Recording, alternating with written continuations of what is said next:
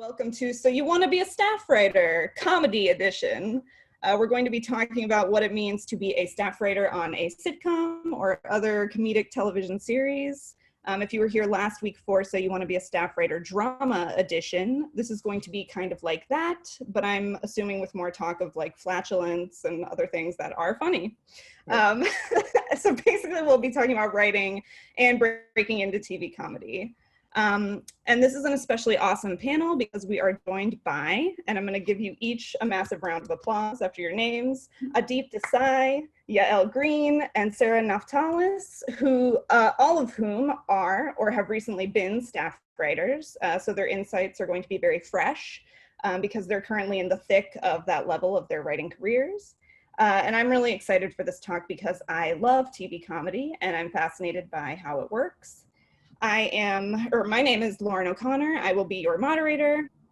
I'm a librarian at the Writers Guild Foundation Library. As always, I would hope if you're watching this, you know about the WGF Library, but in case you don't, we have a collection of 40,000 film and TV scripts and an archive of writers' papers, as well as other collections that document the history of the WGA West.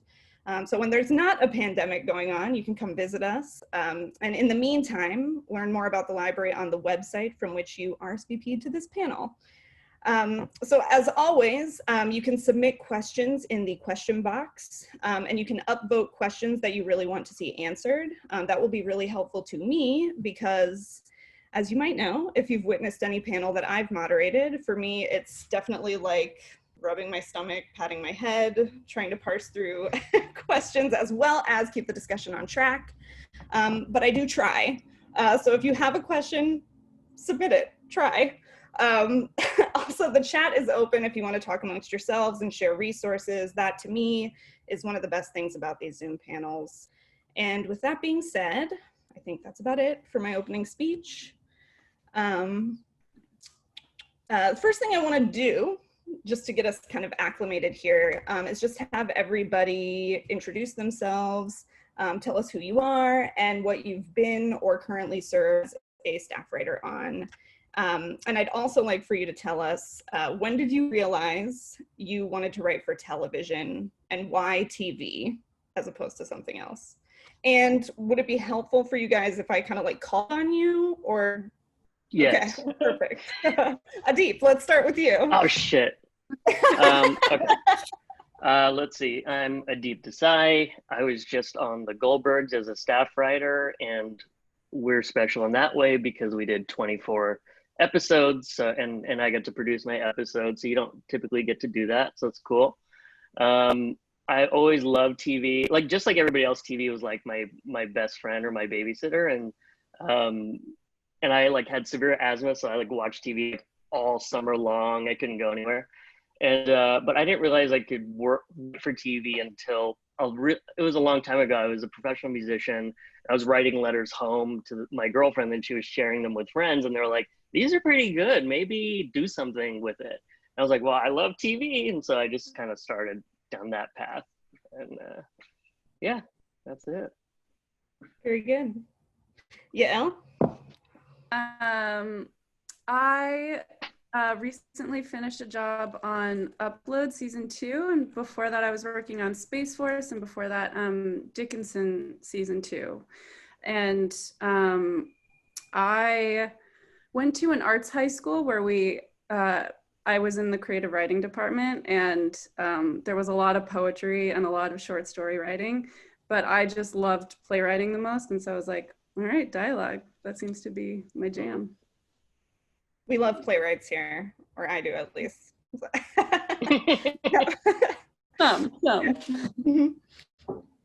Sarah. I'm Sarah Naftalis. I was a staff writer on What We Do in the Shadows for season 2 last summer, and we're now back writing season 3. And yeah, I mean, also grew up kind of problematically obsessed with television and grew up in New York, so was going to a lot of improv shows and always kind of a comedy obsessive. And it took a while to, I think, fully understand that it is a job to write it. But I kind of started pursuing it in earnest, I guess, God, like 4 years ago when I moved to LA. Very good. So before we get into like the specifics of breaking in, I would kind of love to hear from each of you your take on what is a staff writer, and what were some of your duties when you held that post on your respective shows. And this time we're going to go in reverse of what we did last time. So the duties of a staff writer. And just your definition of it. Yeah. Oh gosh. Well, I think, one of the sort of unique things about our Shadows room was we had a number of staff writers. And so in a really fun way, that made up like a nice chunk of the room. But the advice I was given before I started was that like, you're sort of there to help everybody have a good time, that a lot of the kind of story heavy lifting is ultimately kind of the upper level writers' focus, and you can have some fun with just throwing in joke pitches and filling in and enlarging those ideas. I was very lucky though that our room was welcoming to pitches like that at all levels, but that was when I was given kind of a pep talk before starting. They're like, you have fun, you're in a comedy room, you're there to sort of keep that energy up. That's great. Man, I wish I was given a pep talk. Yeah. I feel like as a staff writer, I mean, I would just sort of like, there were days when I was like, wow, I haven't said enough today. I'm gonna get fired. This is it. Like, I'm done. And then there were other days where it's like, oh, okay, I have an idea and I'm really excited about it. And even if it's tiny, even if it's just the tiniest idea, like that helps people. And it just, you're sort of there. I feel like everyone in the room, staff writer or whatever, you're just there to sort of like, help each other brainstorm. Like people's ideas just, one bounces off the other and they all build. So I don't know that I felt like I was in a specific role. I just felt like, okay, well, if I didn't speak that much today, it's okay. I'm a staff writer. Yeah. Let's see. Well, I just kind of got dropped into the room. Like it was like jumping out of an airplane and they're like, okay, go shoot at those guys. And it was just sort of that. And I was like, what am I supposed to do? And who's my mentor? Who's my ally? And all these questions. And like, can I pitch or should I not pitch as much? And like the thing, staff writers in some rooms, in our room, they're used to, you mind their stories a little bit to maybe get some ideas or send you in a direction. And yeah, they're supposed to be cool and like hang out and keep it light. And, I would bring snacks and shit like that. But yeah, you don't really have much responsibility. And so the number one thing I think a staff writer should do is listen. And because you can never listen too much, pitch a couple times a day so they know that you're alive and you have some good shit. But otherwise, like you're not there to save the day. They barely think anything about you, I think. That's good. Like not my room, but like in general. I'm talking about. So as we kind of talk about breaking in, I want to start first with how you learned the craft. What shows did you study? How did you figure out what was funny to you? And basically, if someone wants to get into comedy writing, what should they get familiar with?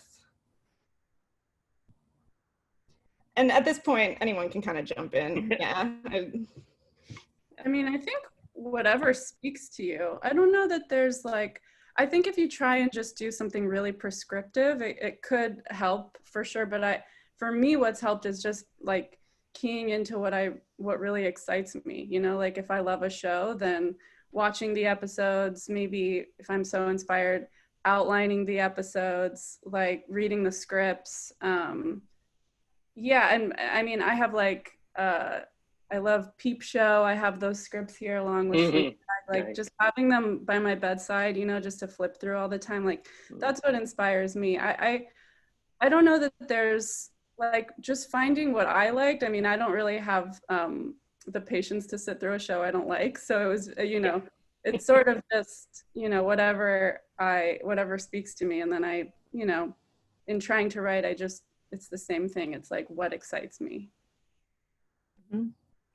Yeah, I definitely have the complete Freaks and Geeks scripts. Volume. Me too. Yeah. Look at a lot. And I think that for me too, it's kind of thinking about the shows I love and then going back to see how did they write on the page what became something that I then watched 25 million times is really helpful. So I guess just seeking out those examples of what do I in my dream world want to write like, and seeing what commonalities or different choices they made.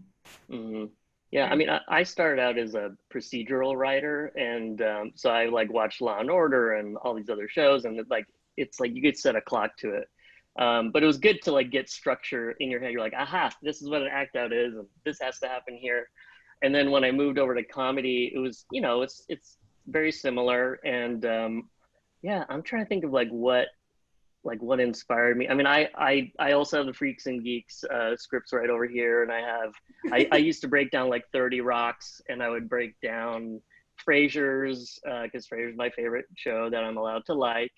And yeah, so like, I think it's just like what Yael says, watch what you love, and if you're like, that's sort of close to my voice and that's sort of what I want to do, then like become a student of that and then spin that off and with your style. Sure. Do you guys, and it's okay if you don't, but do you remember the first script you ever read? Like going way, way back, like finding it and being like, oh, this is a script. Yes. Yeah. In middle school, I discovered in Barnes and Noble that you could buy scripts. And I was like, what, this is crazy. And I read Love Actually. That's awesome. Yeah, I had the exact same experience, and it sort of blew my mind, and I bought Good Will Hunting. Oh, nice. Yeah, I think it was Chinatown, and because I took a McKee class, and he made you read Chinatown, and 6-hour breakdown of Chinatown. You're just fucking terrified the whole time that he's gonna kick you out because your cell phone went off or whatever. But yeah, Chinatown. But that's a really good script to study for features for sure. For sure. Yeah. Okay. So to get back to it, putting theory into practice. The standard advice, if you want to break into TV, seems to be to write constantly and have some good samples on you. So when an opportunity arises, you have something to show for yourself that kind of proves what you can do.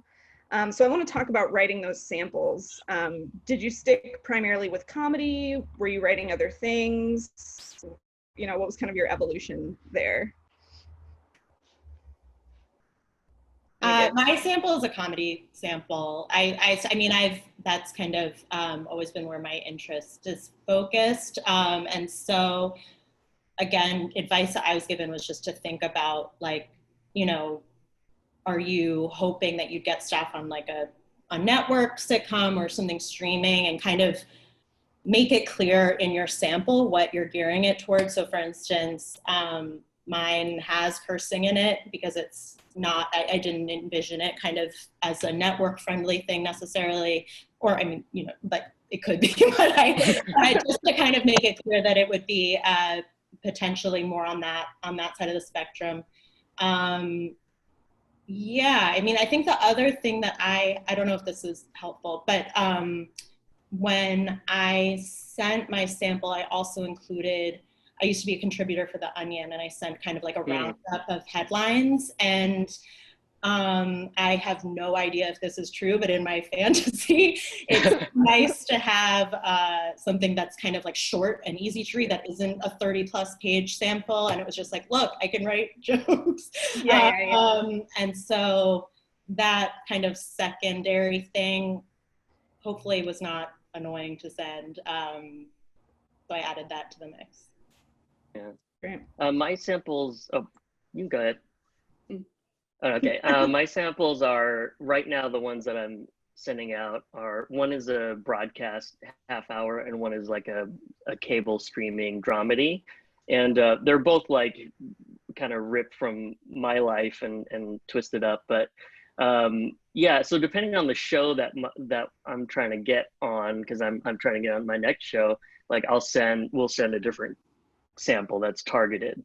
And I'm a dramedy guy, so I like having that sample so they can go like, oh, we could put you on a drama. And I have some 1 hours as well, but yeah, I think it's really important to have like, I think two pilots in the same sort of format, I think is really helpful. But like Sarah said, like something short form that you can send them, I think is really helpful. Like short stories, maybe it's a 1-act play, maybe it's a short that you shot, that kind of stuff, and that can help.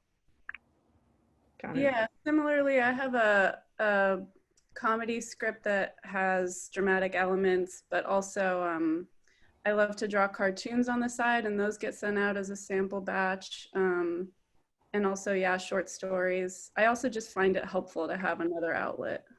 Mm-hmm. For sure.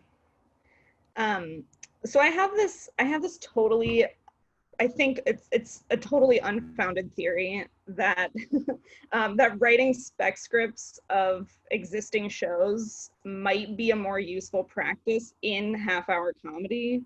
If I'm wrong about this, tell me so. But did you spec existing shows, or have you spec'd existing shows? What's kind of your take on that? Is it useful for a writer to do that? Is it not?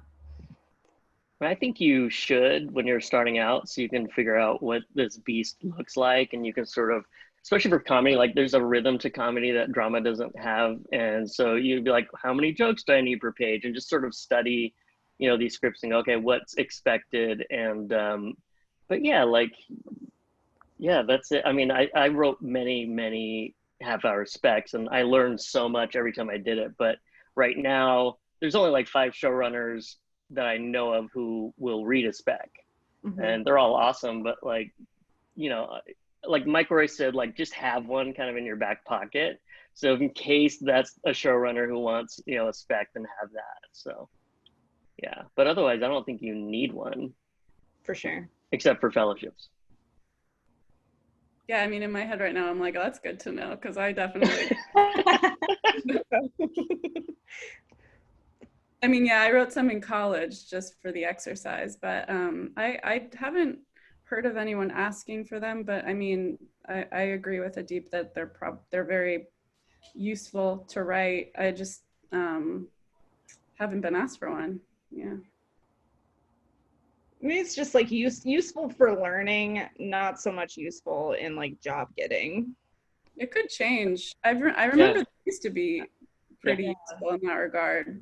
Mm-hmm. Well, it's just now there's so many shows, right? It's like, how do you even, you know, it's like not everyone's going to be familiar with the same 16 sitcoms or whatever. Now it's like 600 of them. So yeah. That it seems actually like a really bad idea. I don't know.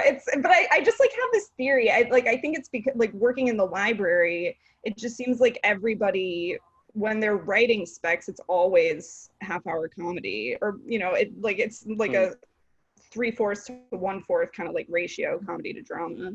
But maybe it's because they're, yeah.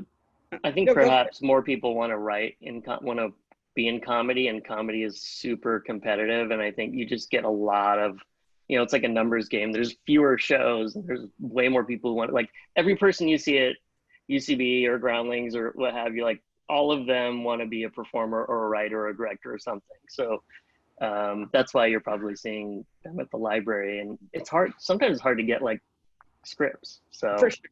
So you have to go in there. Yeah. Got it. Okay, so let's talk about the break-in moment and what that entailed. Did you start as a writer's room assistant? Where did you kind of start, and what was the thing that sort of opened doors for you? Anyone can start. Yeah, for me, I started as a writer's assistant. That was definitely the big kind of open door moment.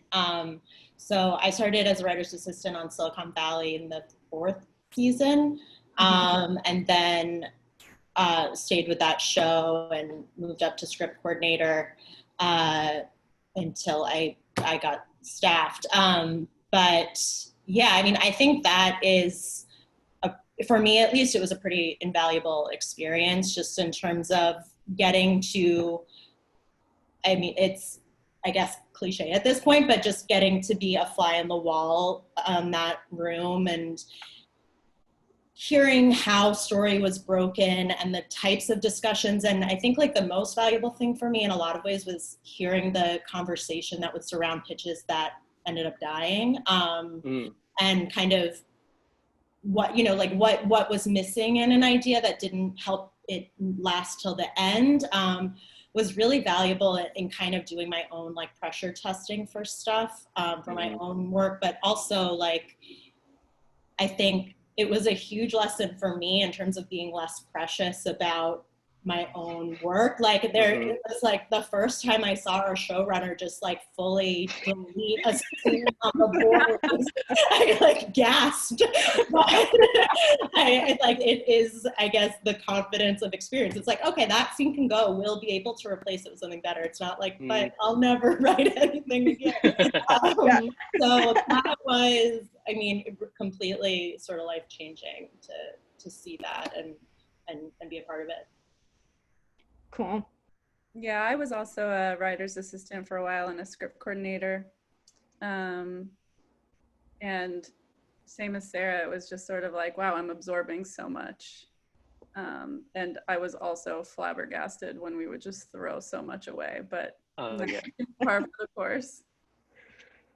Yeah, and you know, I was an assistant to a few comedians, and I would help them write like their sets and like so it wasn't like it wasn't the right kind of thing to, you know, like kind of catapult you up the ladder like the writer's assistant and the SC role. And the other thing about the writer's assistant role is like you're in the room but you're not a writer, so like there's way less pressure and you can sort of soak up the room and get used to being in a room, because I was just like plopped in, right? So I got into the Disney Fellowship and I was at AFI and then dropped out to do the Disney Fellowship and then went on the Goldbergs.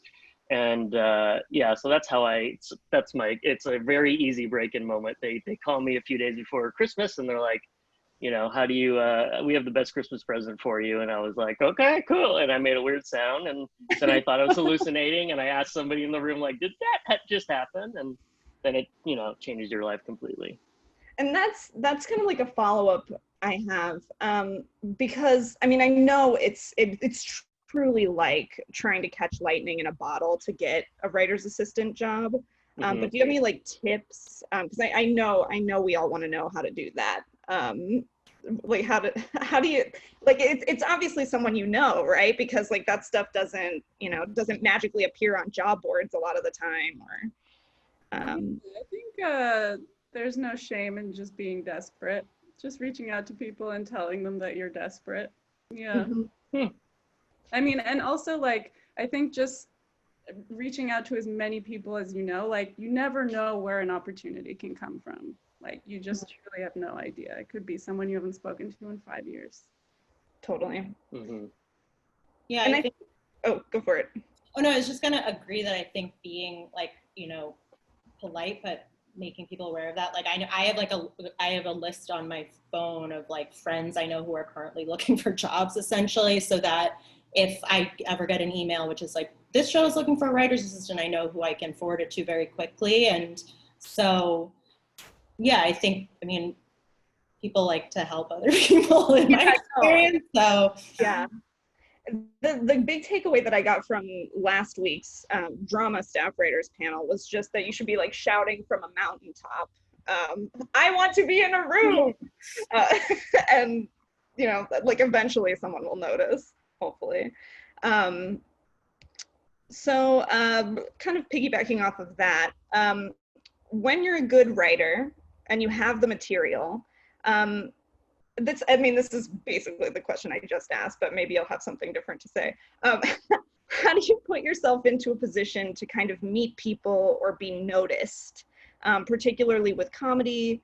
If you have that sample, what is kind of the appropriate protocol for asking someone for a read or for a coffee? And can you speak to like the people in your network who are best to ask for help? Oh man, I mean, I'm super lucky here in that I I developed great friendships with a lot of the people that I worked with. Like I interned at Steve Carell's old production company, Carousel, and I became really good friends with the people who worked there, and they were older. So once they got representation, you know, then it sort of became this like, oh, will you read my script and tell me what you think? And I wasn't even expecting this, but, you know, like him sending my script along to his agents got me representation. So, I mean, I just feel a little privileged saying that because my friends were like, you know, working at Carousel, but I still think there's a lot to be said for just like, as long as you're, you know, super nice about it, people are going to want to help you out, like Sarah said. For sure.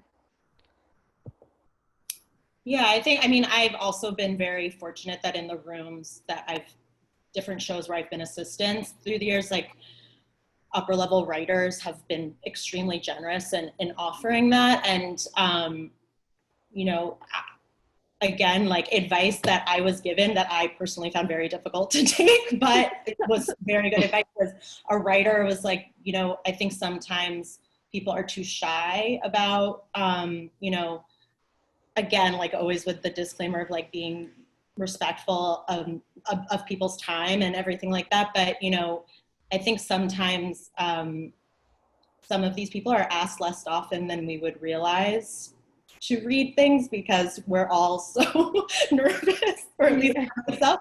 But yeah, I mean, this was a writer told me, he was like, I don't know why no one ever asked me to read anything. Like, I want to read stuff. So I do think that, you know, wherever you are, there are people who, you know, again, just to reiterate, like are interested and want to help people that they see are excited and passionate. Yeah, I think it's really important that you have a writers group, or at least, you know, something informal, and those are the people you're going to come up with, and they can give you notes. And it's nice to have like one or two people who have experience, and who are open to reading you and giving you notes. And you can, you know, like I didn't work any writer's assistant jobs in the room, so I just like hustled my ass off, like meeting people in real life and on the internet and what have you. And then, you know, you start building your network of people who will read you. And, you know, some writers' rooms are going to be more, you know, congenial than others. So you don't know what's going to happen when you go in your room, whether there's going to be someone who's going to take you under their wing. You just don't know. So, you know, I don't think anyone should assume that's going to happen. I think you should be curating your network like outside of that as well. So then what are your thoughts on representation? Does a person need it? How do you go about getting it? And how has it been useful to you in your careers? I mean, well, I'll take all the help I can get. I mean, agents and managers, they're a team working for you to essentially just pimp you out. I mean, like, yeah. What more can you ask for? I'm really appreciative of my manager, honestly. Like, I just recognize that I'm very fortunate to have her. Yeah, I have a manager and an agent. It's my second manager. And just to show how weird it is getting representation, I met my first manager surfing, like literally we're surfing. And then I left that place. And then the latest group I got through, you know, like roadmap writers. I know Joey Tuccio, and he just said like, I'll send your stuff out. And so you just don't really know like where your reps are going to come from. And I love my reps so far. They're awesome. So I'm like, I can't imagine trying to now move forward without them. And everyone's like, why do you want to give away all these percentages? I'm like, I need all the fucking help I can get. And so, you know, you do you, but I need the help. So don't let anyone shame you. Like a team, you know. Mm-hmm. Any thoughts, Sarah? Anything to add? I mean, nothing really to add to what's already been said, but I think, yeah, I have a lawyer and a team of managers, and they've been really helpful. I think like one of the odd things about this industry is that, you know, you're constantly looking for work. And so it's nice to have someone kind of focused on that. So if you're in a room or just wanting to, you know, that you can focus on actually writing is a real treat. So I would say, I mean, again, have nothing to add to what's already been said, but it's definitely helpful.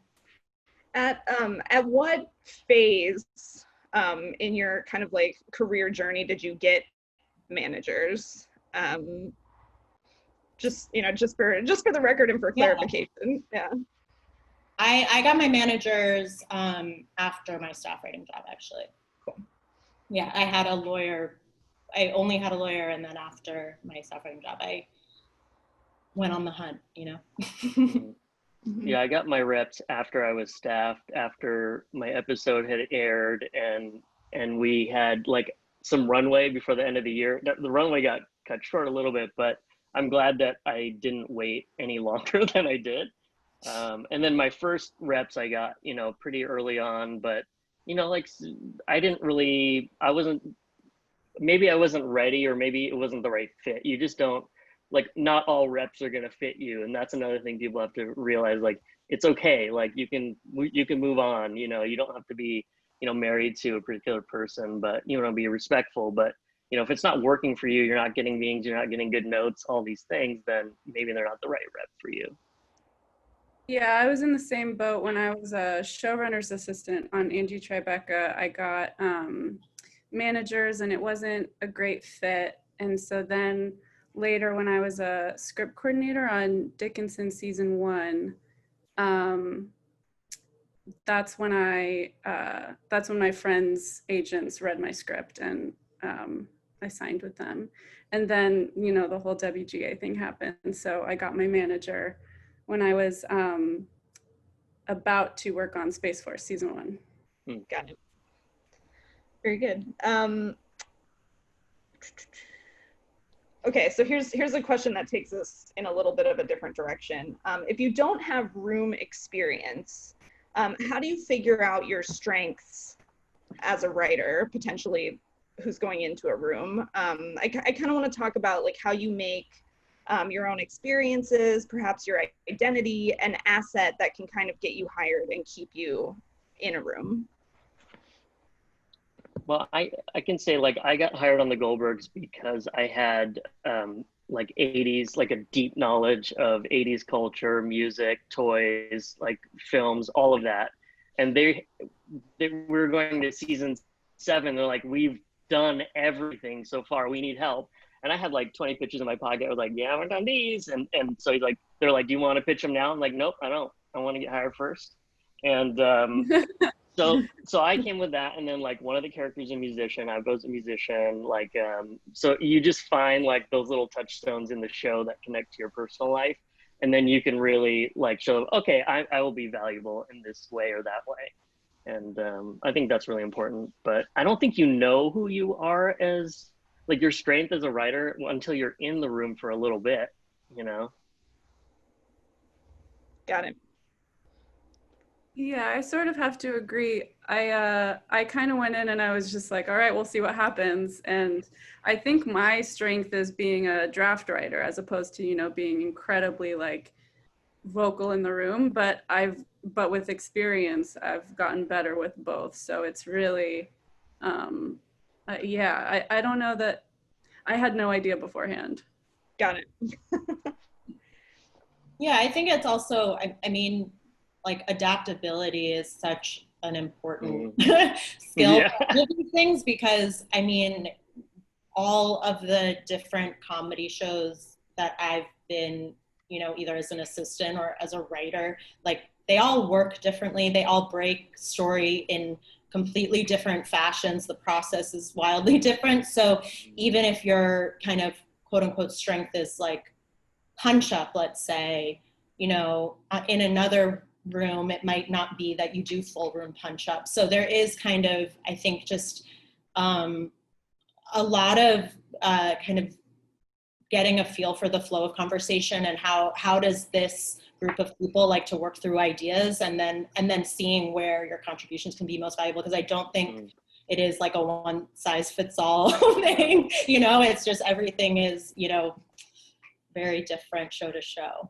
And when you go on a show, like, you might think that your strength was X, and you get in the room, and if a co-EP, if that's their superpower, your superpower is pretty much gone. So you got to find like another thing. So I pivoted to like focusing most on like characters and emotions, because like I'm in a room with people who are on SNL, Community, Friends, like all these insane shows. So it's like, oh yeah, I'm really gonna punch at that level. So I had to kind of be this dark horse, and I was a music supervisor, so I could pick a lot of find a lot of songs for them for our montage that we use every week, and I knew all the toys, so I like wrote. You just find your sort of competitive advantage and do your best. But sometimes, like, yeah, there's repetition in the room. Like there are 3 people who are great at drafts, but maybe like you're not going to hit at that level. Cool. Oh, go for it. All right, one more thing is just that, like, a lot of writers' rooms, writers are insecure people typically. And so being, it's really nice to have supportive people and people who are listening and laughing. And I think that that's also a strength that gets overlooked, is like, being a supportive person. Mm-hmm. For sure. Being a generous laugh is truly gorgeous. So I think, I think it's a requirement. Feeling that not having anyone laugh, so be generous and everyone will be happy. Yeah, I think that's a requirement, because I remember at one point one of my coworkers was like, you could laugh a little more at the table reads, and I was like, oh shit. And I was like, well, we have a month left, so fuck it, the laughs will come when they come. But yeah, it was clear that you had to like over laugh at the table reads just to sell some of the jokes, and most of the jokes like didn't stay past the table read. That's the other thing. Like the script that we shoot is so different, sometimes in the table read. So yeah. So I just want to backtrack a little bit before we get into like the nitty gritty of how a room works, because I think this is a good question from Beth. How important is Twitter and a social media presence in getting jobs, sustaining a career? I've rebelled against Twitter. I have yet to have it. I don't have one. Yeah. Good for you. Yeah. I have one just to lock that account name down. Yeah. And absolutely nothing happens on it. I'm personally not a Twitter person, but I will say I do know people who have been hired off of their Twitter. So it's not at all that it's not a valuable resource. It's just something I, for my own sanity, won't participate in. But I do know people who have been hired off of it. Yeah.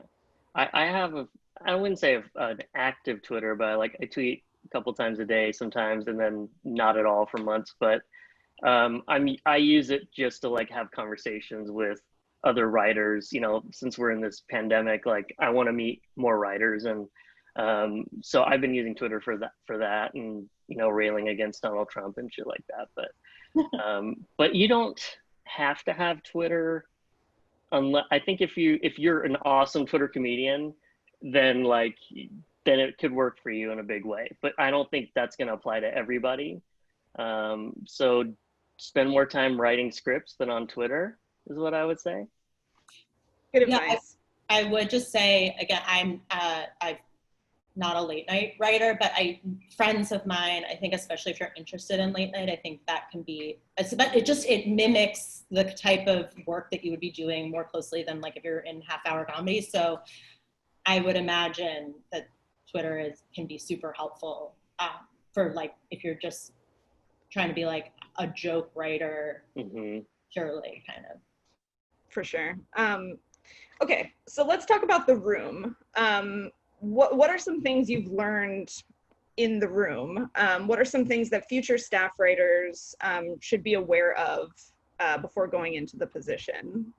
Just like a few key things that someone might not know. Well, don't talk too much. That definitely like pisses up or low. At least in my room, it was like, they're like, you're doing well, you're not talking too much, was like the compliment. I'm like, oh, okay, cool. Yes, my fear is helping me right now.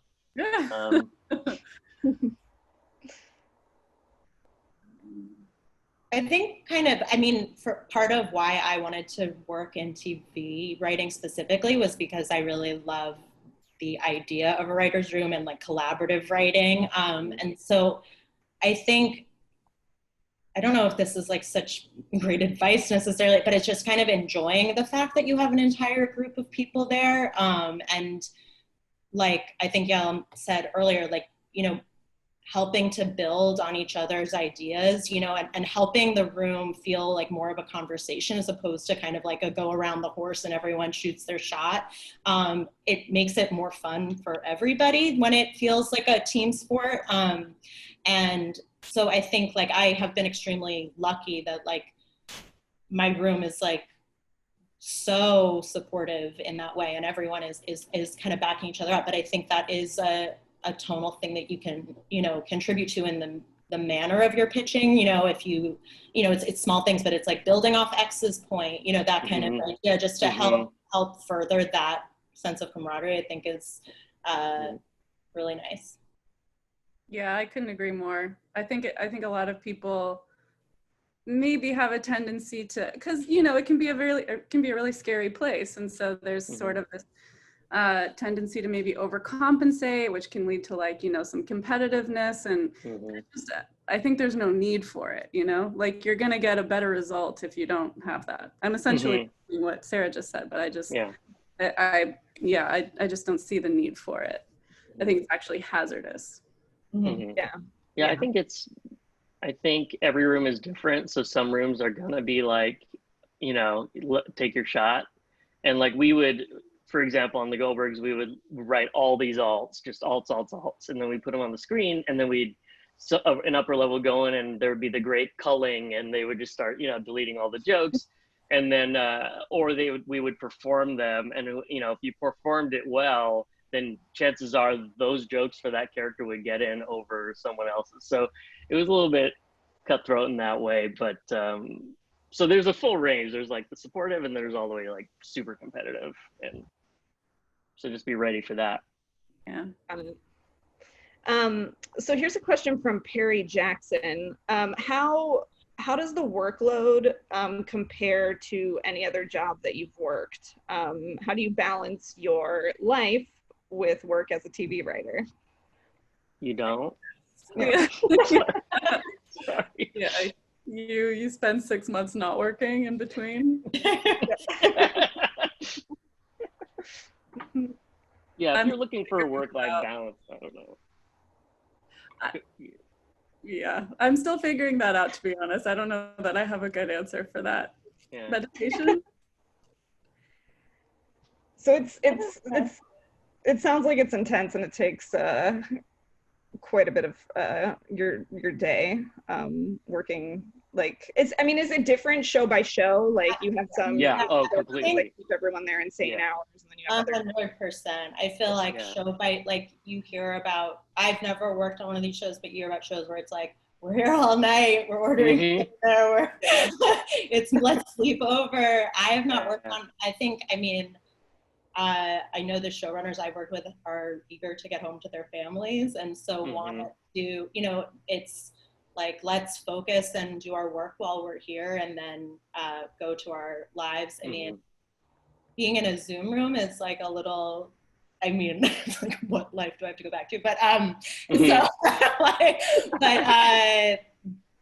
I think that is another thing where it's really kind of led by the showrunner. And I would also imagine, like, Aadip, you're saying, like, if there's 24 episodes, it's just like a different, like, it's a different race. We have 10 episodes for a season, so just the pace is different. Yeah, some rooms are going to go till 2 a.m. every single day. Like, you're going to have dinner every single day. And then, like, our room was cool. It was like 10 to 5, 10 to 6 usually. I had a monster commute on each end, but so you have to factor that into your day as well, after we're allowed to go back. But it's like any other job. They all have different requirements of you. And, like, I will say, like, being a TV writer is really tiring, like, on your brain. Like, at the end of the day, your brain is just like mush from writing so many jokes and stuff like that. So I think it's really important that you get enough sleep. You know, if you're trying to like burn it at both ends, I think it's really hard. Yeah. So let's kind of talk about pitching. Can you talk about having ideas in the room and having the confidence and knowing when it's appropriate to share them? Basically, like, when do you pitch and how do you pitch?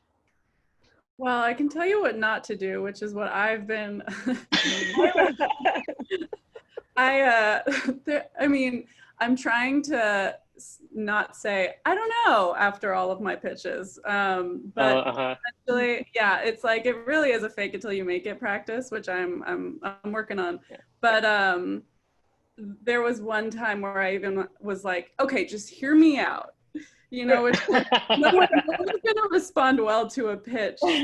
But essentially what was going through my brain every time was like, this could be a bad idea. It could be an amazing idea. I have no way to gauge it. I truly don't know. So I'm just going to like downplay it. And if they think it's genius, that's on them. But when you downplay it, they don't think it's genius. So I learned that the hard way. Yeah, I know.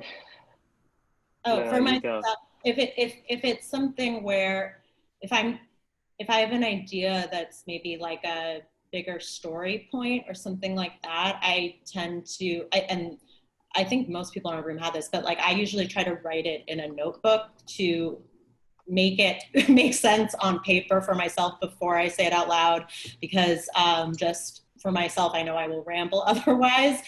So if it's something that is harder to explain in my mind, I try to simplify it before I share it.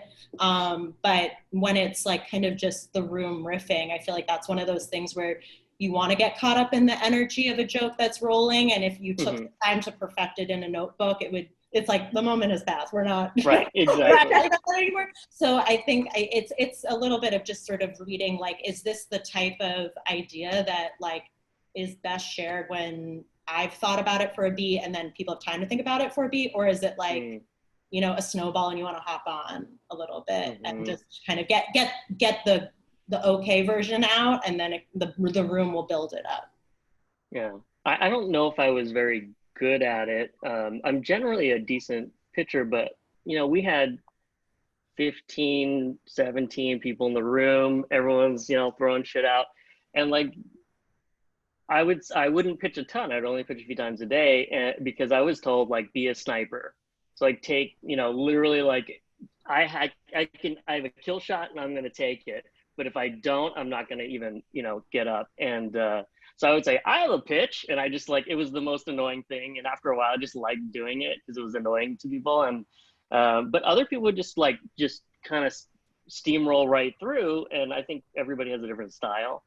And sometimes like if people don't hear you, if you have a quiet voice or what have you, you know, sometimes you have to sort of, you know, make yourself a little bit bigger to get the pitch out. Got it. So here's a question. This is one that a few people have kind of had in the Q&A box. What is the interview process like for, you know, or what has the interview process been like for your shows or for other comedies? And how did you prepare?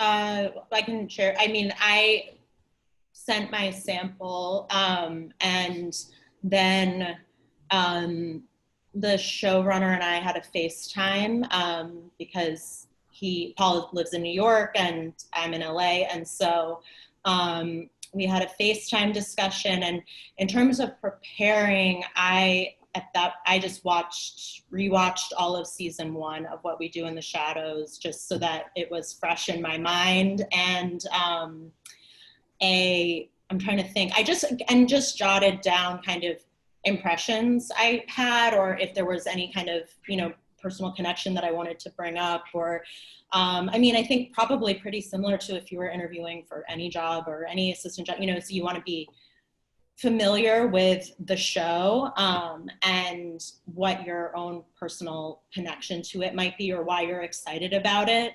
Because I think, especially like on Shadows, for instance, like I think some of the writers come to it because they are diehard horror fans, you know what I mean? And others, it's like a specific tonal sensibility, or, you know, but it's whatever that is, kind of being able to articulate for yourself like what you love so much about the show is super helpful. And even if you know, What We Do in the Shadows, there was already a season for me to look at again before interviewing. But if it were a new show, I think you could still familiarize yourself probably with just the world of that show, and you know, if it's wherever it's set, or that showrunner's past work, just so you kind of know like what is their sensibility. Even if I can't watch this show, I can know that like they like this type of humor, and here's how I would vibe with it.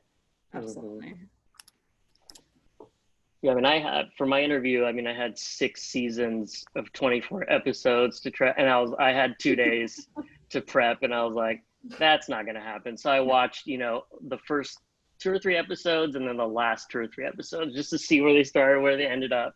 And then I would just like read Wikipedia like crazy, and that can help you a lot, like get where you need to be. But yeah, my interview for that was like, you know, did the program set it up, and like they don't have to meet with you or anything, and so they met with me. And I mean, the first question he asked me is like, what's going on out there? I haven't been outside. And it was like expecting me to tell a story, and I had a really fucking good story that happened that morning. And so I told the story, and he's like, you belong in a comedy room, you know, like that kind of thing. And then I like came in with like, again, the touchstones, how I connect to the era, to the characters, what their interests are. I think passion is really important. Like, don't spaz out, but like, you know, show that you're interested in the kind of storytelling they're doing.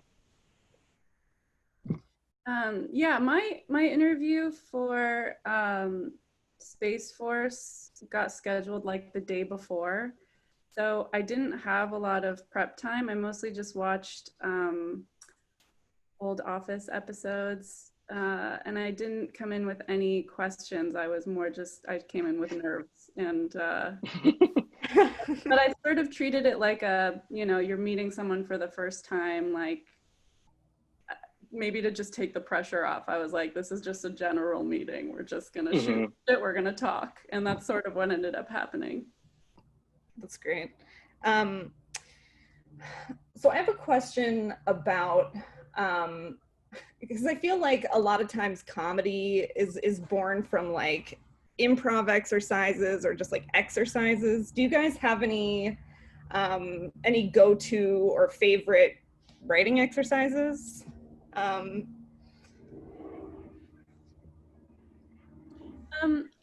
will say that this year I've been journaling every day, and I think that when you're just writing stream of consciousness, you know, stuff is bound to come out. You know, if you just sort of like, again, taking the pressure off, and you're just trying to dump your brain onto the page like for 30 minutes a day. Yeah, I just saw someone write Artist's Way, and that is that's what I did. That's my jam too. Yeah, so that's been very helpful. And you never know, like most of it's, you know, like what I'm going to eat for lunch, but then there could be one sentence in like 80 pages that is useful to me. So yeah, I do morning pages every morning, except for if my kids don't allow me to do it. Like I'll be like walking around with my journal trying to like keep writing, and it's tough. But yeah, there's an exercise I do that I can't remember who taught it to me, but when you're when you're on a show, when you're sort of like your script isn't coming for a while, or maybe you're not going to get a script. And what I would do is I would write fake scenes between characters that normally don't have scenes together, just to see what kind of character mechanics are going on. And I think that's really helpful when you're developing your own material, because then you can start to see like, okay, this spider web of connectivity. And so that's one that I do on occasion. I'm stealing that one. That's great. Yeah. What about you, Sarah? Do you have any? I mean, I think I admire the discipline of the journaling. I have never been able but I think, I mean, I do think something that like is very fun, and you know, even if you're not writing like a full spec script, I personally just enjoy writing like a character monologue. And so you can just as an exercise, like take a favorite character from a favorite show and practice writing in their voice a little bit, I think is super helpful. I mean, so much of writing in TV is like, can you adopt a sort of like house style essentially? And so that is, I think, hopefully a fun thing to do. And it doesn't necessarily, you know, it's not writing a full spec script, but it's just kind of practicing and playing around and like really being sensitive to like how a specific character uses language, which I get very obsessed with. So that's cool. I'm feeling that. Awesome. So this leads me into what has become my like James Lipton final question that we do during these panels. So I decided to end on this question because I just think it's a stimulating thing to leave on. One of my favorite playwright is August Wilson. And one of the things that I love about August Wilson is how vocal he was about the things that inspired him, like the blues or Amiri Baraka or Jorge Luis Borges. And this idea that to create, you put the artists you love, the things you're motivated by, into like a crucible, or let's say a capsule. So for you as writers right now, what are like 2 or 3 things in your writer capsule? Oh, for right now. So it can change over I mean, time. it can Okay. change. It can change. Okay. I mean, but like, this is like a heavy, weighty question. I mean, it can be something from like your whole life. Like, what have you been motivated by? What, you know, who's your favorite? That's like, that sits here, you know, while you're pursuing creative endeavors.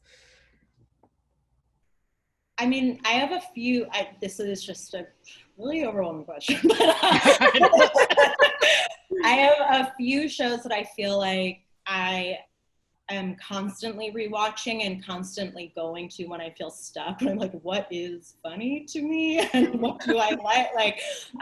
And so I am one of these people who's constantly watching The Simpsons, but shorter than that million season show. I love The Comeback and Enlightened a lot, and so I kind of go to those, I don't know, annually, but like just constantly rewatching those to understand what I love so much about them. But I think the other, I don't know if this is a universal thing, but my family, I have a very large family where we all make fun of each other constantly and do impressions of each other, and I genuinely believe that's part of why I like writing in different characters' voices, because I feel like my brothers and I have just been practicing torturing our parents with that. So I think like weirdly, like your family molds your sense of humor. And so going back to like, how can you get very subtle and granular with your family? You generally can. Right. I could not agree more. Yeah, family's important. Like family, it's like that we're all stuck at home, some of us with family, so where else are the stories going to come from, you know, right now. But my thing right now is like I would have The Artist's Way in there for sure with all my morning pages, and then I would have probably a guitar or a rudimentary music station type thing where I could make shitty techno, because that's my new hobby. And then I listen to this reggae artist Coffee like every single day, because she's super young and super rad. And then I'm like, I want to be that. I want to be that of writing. I want to be the Weekend of writing. And so for me, a lot of stuff goes back to music. That's great. Yeah, tough question. I guess the shows that I always go back to are, well, like growing up on Seinfeld, obviously, I'll throw that one on and be happy anytime. Fleabag, anything Sharon Horgan. Yep. Peep Show. I love so much British TV. And Succession, I just find so sharp, obviously. But yeah, that's my main inspiration. And I will also say that like whenever I used to, you know, watch all these kinds of panels and be like, oh my God, stop telling me to just keep writing. Like, how do I do it? You know, it's very frustrating, and I totally understand. but like I think that there's, you know, people are always like, just work really hard and write every single day, but also just like, if you're out with your friends, if you're having a life, I mean, I know we're in a pandemic right now, but like, if you're just having a life, those experiences also really help. So like, you know, also just don't be too hard on yourself. I agree. Yeah. I think you can get caught up in like the anxiety of all of this and like fellowship season and contests and all this stuff. And everyone sort of works everyone else up in a frenzy. And I think the more you can like detach from that and just be in your own little world, I think is better. Yeah.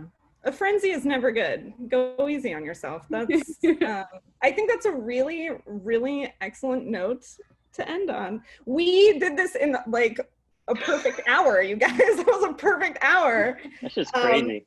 I mean, unless anyone has any like burning final thoughts, this was awesome. I love talking to you guys. I love talking to you. Great. Thanks for having us. Yeah, thank you so much. Yeah. I wish we could get a drink and stuff after. I know. Well, when we can go do that. Yeah. Again, for sure. All right. Well, Cool. I guess that's it. That's Bye. Take care. Ciao. Be well. All of it. All of it. Thank you. All of you.